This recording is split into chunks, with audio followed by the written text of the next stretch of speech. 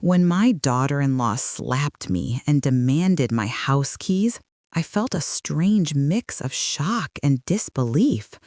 I stood there, frozen for a moment, and yet I smiled. It wasn't a real smile, more like the kind you force when you don't know what else to do. I wanted to scream, to cry, to tell her how wrong it was.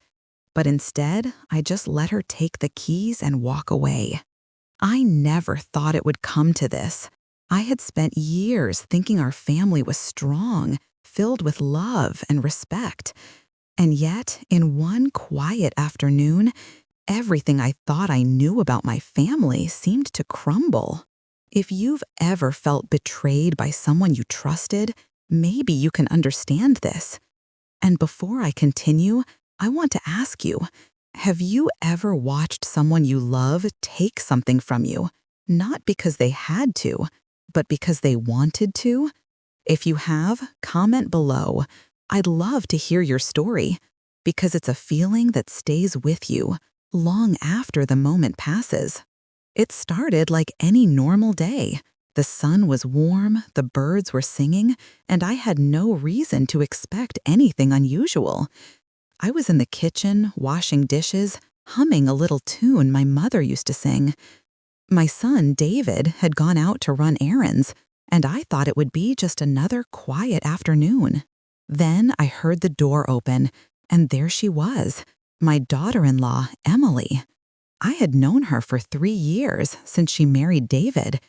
She always seemed polite, friendly even, but there were little moments, small glances, the tone of her voice, tiny dismissals that made me uneasy. But I never imagined she could do what she did that day. "Mom," she said, her voice calm but firm, "I need the keys to the house." I laughed softly, thinking she was joking. "The keys? Emily, what are you talking about?" She didn't answer me right away. She just held out her hand, her eyes cold. And then she slapped me right across the face, hard enough to sting, but not so hard I fell. My cheek burned, and I could taste the shock in my mouth. I said, "Give me the keys," she demanded, her voice sharper now. I wanted to protest, to yell, to fight, but something inside me froze. I realized then that this wasn't about keys. It wasn't about property or rules or even respect. It was about control, and she had decided in that moment that she would have it. So I did the only thing I could. I reached for my purse, handed her the keys, and watched her walk out, my heart heavy and aching. The sound of the door closing behind her echoed like a warning, a bell that marked the end of something I hadn't even realized was fragile. I sat down at the kitchen table, my hands trembling. I tried to understand. How could she do this? How could someone who had lived in my house, shared our meals, laughed at our jokes, and called me mom treat me like this? And yet, I knew there had been signs, small ones. The subtle comments about my cooking, the impatience when I asked questions, the way she rolled her eyes when I mentioned family traditions. I had brushed them off. I had told myself I was imagining things.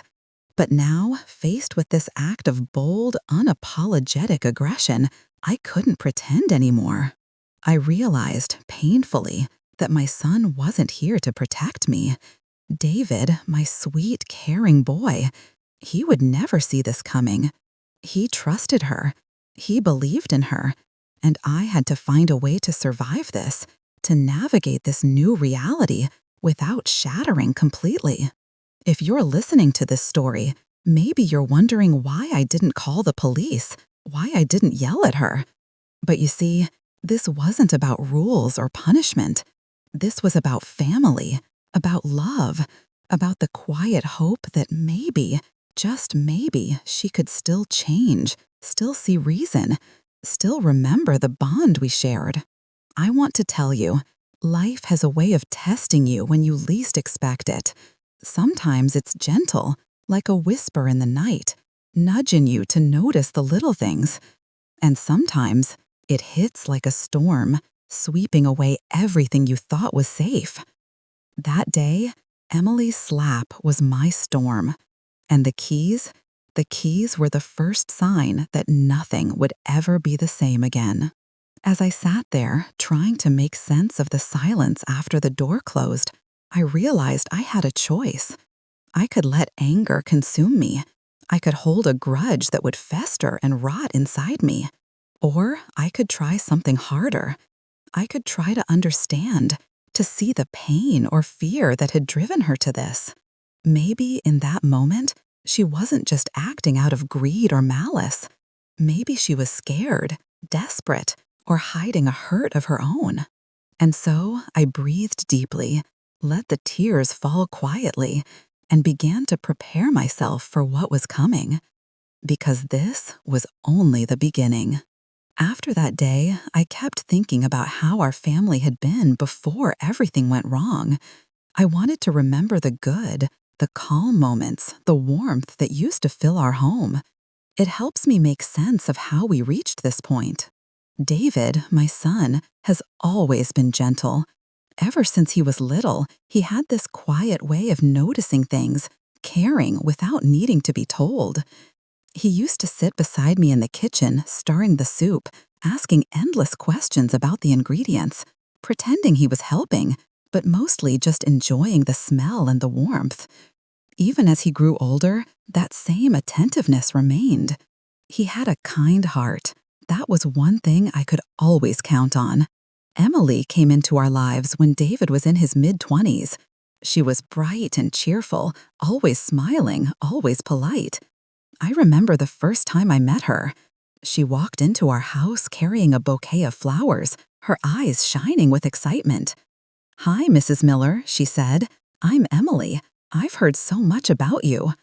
I smiled, welcoming her in, happy that my son had chosen someone who seemed so kind.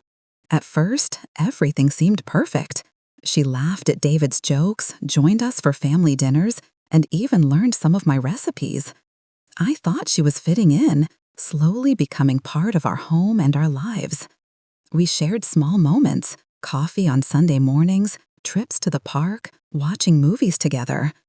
There were times I thought, this is what family is supposed to feel like: warm, comforting, safe. But as months passed, I started noticing small things, little dismissals that didn't seem important at first. A sigh when I suggested a different way of arranging the living room, a quick glance at her phone while I was talking. I tried not to let it bother me. I told myself I was overthinking, that perhaps she was just adjusting, learning how to fit into a new family. David never seemed to notice. He was so caught up in his own happiness, in the joy of being with Emily, that he didn't see the tiny cracks forming in our relationship. Or maybe he saw them and didn't want to acknowledge them.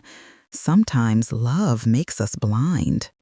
Our home was always full of small routines that made it feel alive. Breakfast together, even if it was rushed. Dinner at the table, everyone sharing pieces of their day. I would ask questions about David's work, about Emily's day, and they would answer politely. Sometimes I could tell when Emily was impatient, but she would always smile, making it seem like everything was fine. I tried to connect with her. I tried to be the mother-in-law she could trust, someone who could listen without judging, who would support her as part of the family. I gave her advice when she asked, and sometimes when she didn't, always careful to phrase things gently. But the warmth I offered wasn't always returned. There were moments of tension I didn't understand, moments when her eyes would harden or her smile would fade too quickly. Even the simplest things could become uncomfortable. Holidays, for example. Christmas used to be magical in our home. The living room would be filled with decorations, lights strung across the walls, stockings on the fireplace. David loved it, and I loved seeing him so happy. Emily, she didn't dislike it, but she never seemed fully present. She would help with decorations mechanically, without excitement, and sometimes she would ask why we couldn't just keep it simple. I didn't say anything, but I felt a quiet sadness. I wanted her to feel the same joy we felt, to become part of the traditions that had been passed down in our family for generations. I remember one afternoon when we were baking cookies together. David had stepped out to run an errand, and it was just Emily and me. I asked her about her family traditions, curious about how she grew up celebrating holidays. She looked at me, her hands frozen over the dough, and said quietly, "I don't really care about those things. They feel old." I smiled, trying not to let the sting show. They're old because they've lasted a long time. Sometimes old things are the best things. She nodded, but didn't respond. That was the first time I realized that maybe we weren't on the same page. Maybe the values I held dear, the routines I cherished, weren't important to her. I didn't want to believe it. I wanted her to fit in, to love this home as much as we did. Over time, the tension grew. It was subtle, almost invisible, but it was there. Emily started questioning small things, how I managed the house, how David and I interacted, even the way I cooked. She would make comments like, "You always make too much food," or "Why do you do it this way? There's a simpler way." I tried to ignore them. I told myself, it's just her way, she's adjusting. But it wasn't just adjustment. I could feel the shift in her energy, the way the warmth between us was slowly fading. David never noticed, or perhaps he refused to. I tried talking to him, hinting gently that maybe Emily was unhappy or distant, but he would reassure me, "Mom, she loves us. She's fine. Don't worry."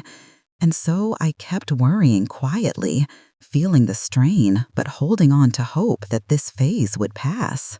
I remember sitting one evening in the living room, watching them laugh together. Emily's laughter sounded bright, but her eyes were different. There was a sharpness there, a kind of impatience. I tried to focus on the good, her smile, David's joy, but the doubt crept in, slowly, quietly. Something was changing, and I couldn't stop it. Even the house itself started to feel different.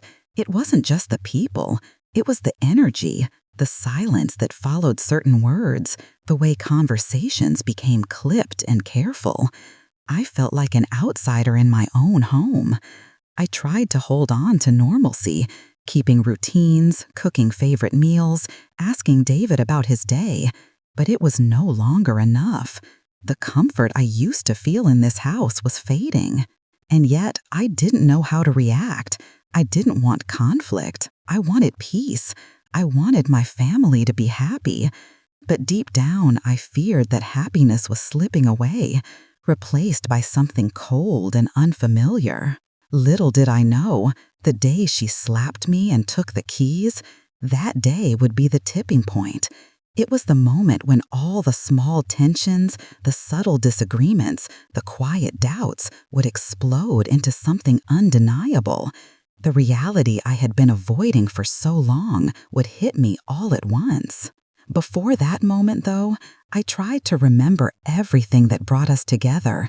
The laughter, the holidays, the quiet mornings, the shared meals, the little acts of kindness that had made life feel warm and safe. I clung to those memories because I didn't know how else to prepare for what was coming. Because when a storm arrives, it doesn't warn you. It doesn't care about past happiness or old memories. It comes, and you either learn to survive or it breaks you completely. It started with small things at first, little remarks, small disagreements that seemed insignificant but lingered longer than they should have. I remember one morning when I made David's favorite breakfast, the one he had loved since he was a boy. I cooked the eggs just the way he liked, crispy on the edges, soft in the middle, and placed them on the table with a warm smile. Emily walked in, glanced at the plate, and said, "Mom, why do you always make so much food? We can just have a little." I paused, unsure of how to respond. I had always cooked with care, thinking it was a gesture of love. But her tone was sharp, almost dismissive. I smiled politely. "It's just the way we've always done it." David didn't notice the tension. He poured his coffee and started eating, oblivious to the undercurrent in the room. Emily sat across from me, stirring her tea, her expression distant. I tried to ignore it, focusing instead on David's enjoyment. But inside, I felt a small crack forming, a tiny seed of doubt planted in my heart. Days turned into weeks, and the cracks became harder to ignore. Emily began questioning everything I did, the way I folded the laundry, the way I cleaned the kitchen, even the way I spoke to David. She didn't yell, she didn't shout. It was quieter, almost invisible, but the sting was sharp. "You always do things the hard way," she would say. "There's an easier way to handle this." I tried to keep calm. I told myself maybe she's just trying to help. Maybe she doesn't realize how it sounds. But it wasn't just that. It was the attitude behind the words, the impatience, the subtle superiority. It was the way she looked at me, as if she were correcting a child rather than speaking to someone she should respect. I started noticing how different our interactions had become. Conversations that once flowed freely now felt like walking on a tightrope. One wrong word, one misplaced gesture, and the room would grow silent. Emily would retreat to her phone or to another room, leaving me sitting there with a heavy heart, wondering what I had done wrong. David remained blissfully unaware, or perhaps deliberately blind. I wanted to speak to him, to share my worries, but I feared creating conflict.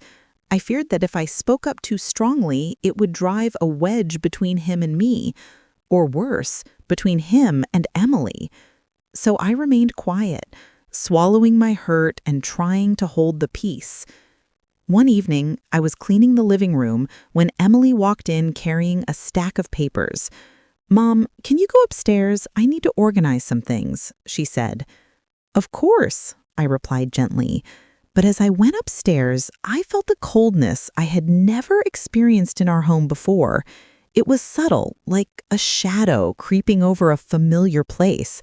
I couldn't understand why a simple request felt so heavy, so distant.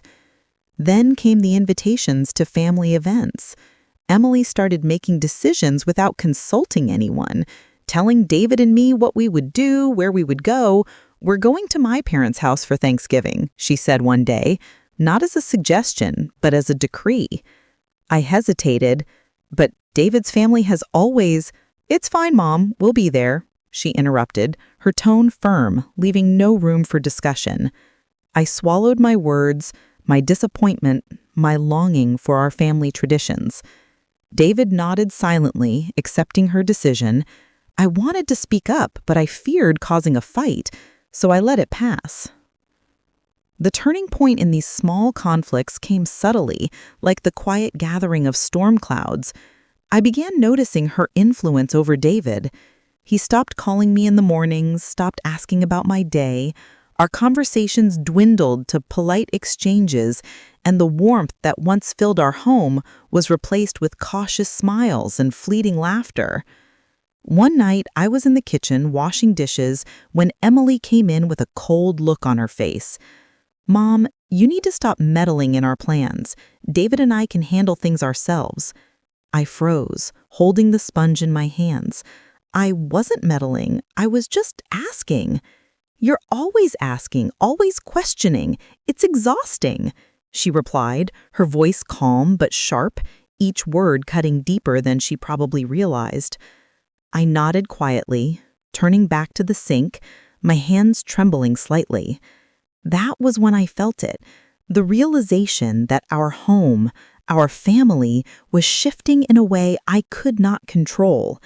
And no matter how much I loved David, no matter how much I wanted peace, it felt like the ground beneath me was slipping. The tensions escalated further when she started controlling finances, making decisions about the house without consulting me or even informing me beforehand. Bills, renovations, even simple purchases were now her territory. I tried to offer advice politely, but she brushed it off with a flick of her hand, a dismissive smile, or a quiet, "We've got it." It wasn't just about control, it was about exclusion. I began to feel invisible in my own home. My opinions no longer mattered. My voice no longer counted. Even David seemed to accept it without question. Then there were the social situations, family gatherings, parties, dinners with friends. Emily would comment subtly about the way I interacted, about my manners, about my choices. I tried to take it in stride, to ignore it, but the words lingered, echoing in my mind long after the event ended. One day, I overheard a conversation between Emily and a friend over the phone. She laughed softly, a cold, quiet laugh, and said, "I can't believe she still thinks she runs this house. It's all mine now." I dropped the laundry I was holding, frozen, hurt, confused. My heart ached in a way I hadn't felt before. It wasn't just me feeling sidelined. It was the betrayal, the realization that someone I had welcomed, someone I had treated with love, could think so little of me. I tried to hold on to hope. I told myself, maybe she doesn't mean it. Maybe it's just a phase. Maybe it's just a phase. I reminded myself of the good days, the laughter, the shared moments, the beginnings of a family that felt real and warm. But the cracks were growing, and the distance between us widened. Then came the arguments, subtle at first, then more direct. Emily would say things about my parenting, my relationship with David, my decisions. "Mom, you don't understand how adults handle things," she said once, her eyes flashing. I swallowed my tears, nodding silently, feeling both anger and heartbreak rising inside me. I tried to talk to David about it. I tried to explain how her words hurt, how her behavior made me feel invisible, and how I feared for the warmth of our family. But each time he would reassure me, pat my hand, say, "Mom, she's just stressed. Don't take it personally." I wanted to believe him. I wanted to believe that the love in our family was stronger than these moments of tension. But deep down, I knew the storm was coming. The warning signs were everywhere. The cold glances, the subtle comments, the way my presence in my own home seemed to be a source of irritation rather than comfort. And so I waited, quietly, feeling the tension build, knowing that one day all these small fractures, all these quiet betrayals, would culminate in something I could not ignore. I didn't know when it would happen or how. I only knew that the warmth of our family, the comfort of our home, was slipping away, inch by inch, day by day. And no matter how much I tried to hold on, I feared that I wouldn't recognize my own home, my own family, when the storm finally hit. The day it happened started like any other. I woke up early, the sunlight spilling softly through the curtains, birds singing outside, the smell of fresh coffee drifting from the kitchen. I tried to shake off the tension that had been building for weeks. Maybe today would be different, I told myself. Maybe today things would feel lighter. I was folding laundry in the bedroom when Emily's footsteps approached. There was a sharpness in her pace, a kind of purposeful energy that immediately made my heart flutter nervously. I turned to greet her, expecting maybe a simple hello, a smile, something ordinary. But what came next stopped me in my tracks. "Mom," she said, her voice eerily calm, almost cold. "I need the house keys." I blinked. "The keys?" I asked, uncertain. "Yes, give me the keys," she said again, more firmly this time, holding out her hand. I felt my stomach tighten. "Why do you need them?" I asked softly, trying to keep my voice steady. "I'm taking care of things. You're not needed anymore," she said, her eyes staring at me without a hint of emotion. Something inside me froze. The words didn't just sting, they shattered something that I hadn't realized I was still holding on to, a fragile sense of belonging, of being a part of this family, of being home. I, I don't understand, I said, my voice trembling. This is still my home. David and I live here. Don't you think we should— Before I could finish, she stepped closer, and then it happened, a sharp, stinging slap across my cheek. My hand flew to my face, instinctively, shocked. I couldn't believe it. My mind struggled to comprehend what had just happened. My daughter-in-law, the woman I had welcomed, the woman I had tried so hard to embrace, had just slapped me. Her eyes were cold. "Give me the keys," she repeated. "Now." I stood there, stunned, feeling a mix of disbelief, hurt, and heartbreak. My mind raced, trying to understand. Why? How could it come to this? I had never raised my voice at her, never tried to assert control. I had only tried to love, to support, to create a home. I can't," I whispered. The words felt heavy in my mouth, almost impossible to say. Her hand shot out again, grabbing my wrist, and in a swift, calculated motion, she snatched the keys from the hook where I kept them. The metal jingled sharply in her hand, a sound that will forever echo in my memory. "I told you, you're not needed here anymore," she said, her tone final, leaving no room for argument, no space for emotion. I wanted to cry, to scream, to beg, but my voice wouldn't come. Instead, I felt something strange, a calm, almost surreal detachment. I watched her walk away, keys in hand, like I was a stranger observing someone else's life. I could feel my heart breaking, but the tears didn't come yet. It was like a moment frozen in time, suspended between shock and grief. David came into the room a few minutes later. His eyes widened when he saw me standing there, pale, silent, my hand still on my cheek. "Mom, what happened?" he asked, his voice a mix of confusion and concern. She slapped me, David. She took the keys. She said I'm not needed here anymore." I said, each word heavy, each syllable carrying the weight of 1,000 emotions. David's face went pale. He rushed forward, placing a hand on my shoulder. "Mom, I didn't know. I didn't know she would—" I tried, David. I tried to ignore it, to give her space, to be patient. "I never expected this from her," I said, my voice shaking. I wanted him to see the depth of my hurt, the betrayal that I felt, not just as a mother, but as a human being trying to hold on to love. He sat down beside me, silent, holding my hand. We didn't speak for a long time. The silence was heavy, almost unbearable. But in that silence, I realized something. The life that I had known, the sense of family and home that I had built, had changed irrevocably. Emily had crossed a line that I never thought she would, and there was no going back. That evening, the house felt colder than ever. Emily walked past me without a word, her keys jangling in her pocket. David tried to speak to her, tried to mediate, but she was resolute. She had taken control, and nothing I said, nothing I did, seemed to matter. I retreated to my room, sitting by the window, watching the world outside. The sunlight was fading, casting long shadows across the room. I thought about all the moments that had led to this day, the small tensions, the subtle comments, the growing distance. And now, here I was, standing in the aftermath of a storm I had tried so hard to avoid. Tears finally came, quietly, slowly, as if acknowledging the depth of my grief.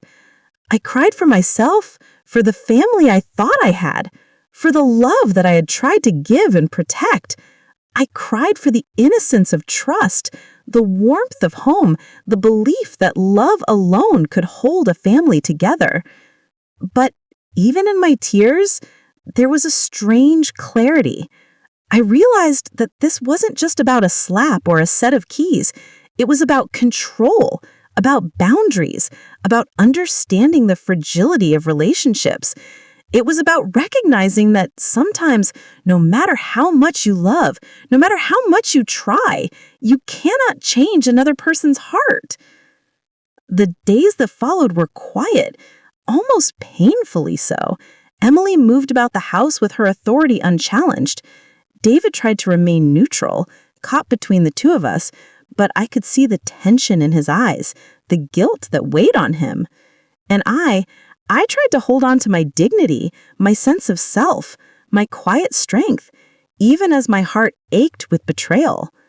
One afternoon, as I sat alone, I took a deep breath and wrote a letter. I didn't plan to give it to anyone. I didn't plan to show it to David or Emily. It was just for me, a way to release the whirlwind of emotions swirling inside me. I wrote about my love for David, my hope for our family, my sorrow over the way things had changed. I wrote about forgiveness, even when it felt impossible. And most of all, I wrote about understanding that sometimes letting go is the only way to protect your own heart. That night, I read the letter by candlelight, feeling a quiet sense of release. It didn't heal everything, and it didn't erase the betrayal, but it reminded me that I was still here. I was still whole. And even if Emily chose to act with cruelty, I could choose kindness, patience, and love, with hope for the future. And so, I made a promise to myself. I would continue to love David, to support him, to protect the home we had shared. I would continue to offer kindness, even if it was not returned. And I would not let this act define me or destroy the warmth I had nurtured for so many years. After that day, when Emily took the keys and left without another word, I felt a strange emptiness settle over the house. It wasn't just the absence of her presence. It was the weight of what had happened, the realization that things would never be quite the same.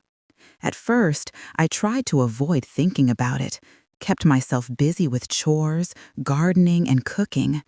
But each time I walked past the living room, saw the door she had slammed shut behind her, or noticed David avoiding my eyes when the tension thickened, the memory came back.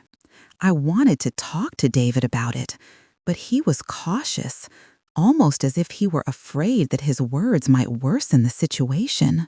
"Mom," he said softly one afternoon, "I know it's hard. I know you're hurt. But maybe we should give her some time. She's under a lot of pressure." I nodded, trying to find comfort in his explanation, though part of me still burned with confusion. How could someone who was supposed to be part of our family act like that? So angry, so demanding. Days turned into weeks, and I began noticing small changes. Emily wasn't as harsh as before, but there was no warmth either. Her words were brief, clipped. She avoided spending time in the kitchen with me. She rarely laughed at my jokes or even looked at me when I spoke. It was as though a wall had been built, invisible yet impenetrable, between us. And I realized that the incident with the keys wasn't just a moment of anger. It had shifted the balance of our home, altered the way we interacted, and left me feeling like a guest in my own house. I spent many nights awake, thinking about what I could have done differently. Had I spoiled David too much? Had I failed to set boundaries that should have been set earlier? I replayed every interaction, every small disagreement that had happened over the months, trying to find the reason why she acted the way she did. But no matter how I analyzed it, there was no single answer, no clear explanation that could soothe the ache in my chest. Then one morning, I decided to try a different approach. Instead of avoiding Emily or pretending nothing had happened, I began small gestures of peace. I left a cup of tea by her room, cooked her favorite breakfast, or quietly tidied the spaces she used. At first, there was no response. She would nod briefly, sometimes not at all. But over time, I noticed tiny changes. A soft glance, a quiet thank you, a small smile. These small acts didn't undo the past, but they began to remind me, and perhaps her, that there was still room for connection, if not reconciliation. David watched these moments carefully. One evening he said, "Mom, you're showing her more kindness than anyone probably expected. I think she's noticing. Even if she doesn't say it yet, she feels it." His words gave me hope. Perhaps this was the way forward. Not confrontation, not argument, but quiet persistence, showing love without demanding it in return. I also found solace in talking with my friends. Simple conversations about everyday life, shared memories, and laughter became lifelines. They reminded me that while family can hurt, support can come from many unexpected places. And as I shared my feelings, I began understanding that my pain didn't have to isolate me. It could connect me with others, remind me that I was not alone in experiencing heartbreak, betrayal, or confusion. One rainy afternoon, as I watched the droplets sliding down the windows, Emily came into the kitchen. She didn't speak at first, just stood by the counter, hands gripping the edge. I felt a familiar tension rise, but I stayed calm, letting the moment stretch. Finally, she spoke, quietly, almost hesitantly. I'm sorry for what happened. I shouldn't have, I don't know, taken the keys like that." I blinked, my heart beating fast, not out of anger, but out of relief. The words were simple, yet they carried the weight of acknowledgement and the first step toward healing. I nodded, my voice soft. "Thank you, Emily. I know things have been hard for all of us. I hope we can find a way to understand each other." We didn't hug. We didn't instantly become close. But for the first time in months, the air felt lighter, the house less tense. I realized that resolution doesn't always come as a grand gesture. Sometimes it comes as a quiet moment of recognition, a small step toward rebuilding trust, a gentle acknowledgement that we are all flawed and trying our best. In the weeks that followed, I continued my routine of kindness without expectation. I allowed Emily to navigate her own feelings while maintaining my own boundaries. I focused on the parts of life I could control, my relationship with David, my own emotional well-being, and the moments of peace I could create within our home. And slowly, the house began to feel like home again, not because everything had been perfect, but because I had learned to accept imperfection, to hold space for both love and hurt. I also realized that resilience doesn't mean ignoring pain or pretending it didn't happen. Resilience means facing it, acknowledging it, and choosing to continue living with compassion despite it. It means understanding that people make mistakes, that actions can hurt, but that life is bigger than any single moment of conflict. Through this journey, I discovered patience, not just with Emily, but with myself. I learned that love isn't always immediate or reciprocated in the ways we hope. Sometimes love is quiet. Sometimes it is steadfast in the face of distance or anger. And sometimes love is simply maintaining your own peace, your own sense of dignity, while life unfolds around you in unpredictable ways. As the months passed, the tension in the house gradually eased. Emily and I never returned to the closeness we once had, but there was a quiet respect that grew between us, a fragile understanding that neither of us could have forced, but that life slowly allowed. She would still glance at me with caution, but there were moments now when her eyes held a hint of warmth, and that was enough for me. I learned that some wounds take time to heal, and some relationships need space to breathe. Holding on to anger or resentment only made the house feel smaller, colder. So I chose to focus on gratitude for the family I still had, for the love that was still present, even if it had changed. I found joy in small routines, sharing a cup of tea with David in the morning, tending the garden, listening to the rain tap against the windows, and sometimes just sitting in silence and letting my thoughts drift. There were times when I thought about that moment, the slap, the anger, and the keys. It still stung, I won't lie, but I realized that the moment didn't define our entire relationship. It was a chapter, not the whole story. And in accepting that, I found freedom. I didn't need to demand apology or understanding. Life, in its quiet way, gave both of us time to see our own hearts. I also discovered a deeper patience within myself, a calmness that hadn't existed before. I understood that people react out of fear, stress, or hurt, and that their actions are often about them, not us. Emily's anger and her harsh words reflected her struggles, her insecurities, and the pressure she felt. And as I recognized that, my heart softened, not to excuse her behavior, but to protect myself from carrying unnecessary bitterness. One evening, as the sun dipped low and painted the walls in golden light, David came to me and said softly, "Mom, thank you for staying calm, for being patient. I think Emily feels it too.